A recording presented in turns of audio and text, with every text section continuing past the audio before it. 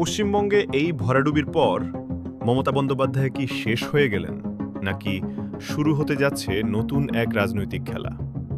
পশ্চিমবঙ্গের বিধানসভা নির্বাচনে ফলাফল যেন একেবারে উল্টো ছবি।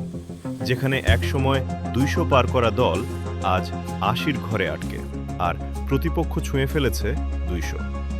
এই ফল শুধু পরাজয় নয়, এটা ক্ষমতার কেন্দ্র পুরো বদলে যাওয়ার ইঙ্গিত। মমতা বন্দ্যোপাধ্যায় ভেবেছিলেন সংগঠন, সংখ্যালঘু ভোট ব্যাংক আর নারী শক্তির ওপর ভর করে তিনি আবারও জিতবেন। বাঙালিয়ানা হবে তার সবচেয়ে বড় অস্ত্র। কিন্তু ভোটের ফল বলছে সেই হিসাব পুরো ভেঙে পড়েছে। এখন প্রশ্ন, তিনি কি করবেন?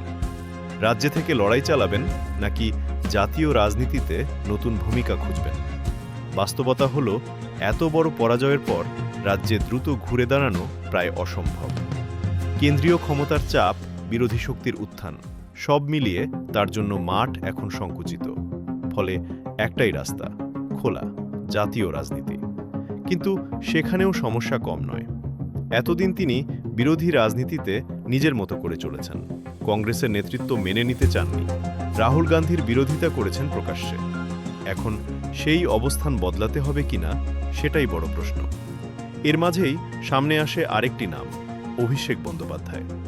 দলের ভেতরে তিনি ইতিমধ্যেই নাম্বার 2। সংগঠনে কর্পোরেট স্টাইল, নতুনদের প্রমোট করা, পুরনোদের সরিয়ে দেওয়া, সবকিছুতেই তার ছাপ স্পষ্ট। কিন্তু এই পরিবর্তনই কি দলের ভিত দুর্বল করেছে?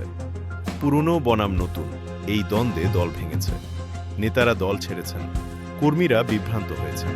এমনকি মমতা অভিষেক সম্পর্কেও এসেছে টানাপোড়েন। এই নির্বাচনে অভিষেকের প্রার্থী বাছাই স্পষ্ট ছিল, পুরনো ৭৪ জনকে বাদ, নতুনদের সুযোগ। কিন্তু ফলাফল বলছে সেই কৌশল সফল হয়নি। এখন সবচেয়ে বড় প্রশ্ন, ৭১ বছর বয়সে মমতা কি আবার নতুন করে দল গড়তে পারবেন, নাকি সেই দায়িত্ব পুরোপুরি চলে যাবে অভিষেকের হাতে? উত্তর একটাই, মমতা এখন আর আগের মতো অপ্রতিদ্বন্দ্বী নন। আর তৃণমূলের ভবিষ্যৎ নির্ভর করছে অভিষেক সত্যিই নেতৃত্ব নিতে পারেন কিনা তার উপর।